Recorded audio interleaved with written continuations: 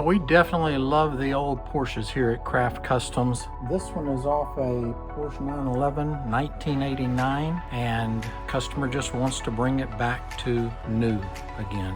You see how worn out that old leather is, and scratched up, flaking. So we're gonna get this all stripped down and cleaned up. We're even, I believe, on this one, yes, gonna recover that horn pad for him and re-emboss the Porsche logo back into there. So it's gonna look amazing when we're finished, and his car will look new again. So on the inside anyway. So we'll take a look at it when we're done.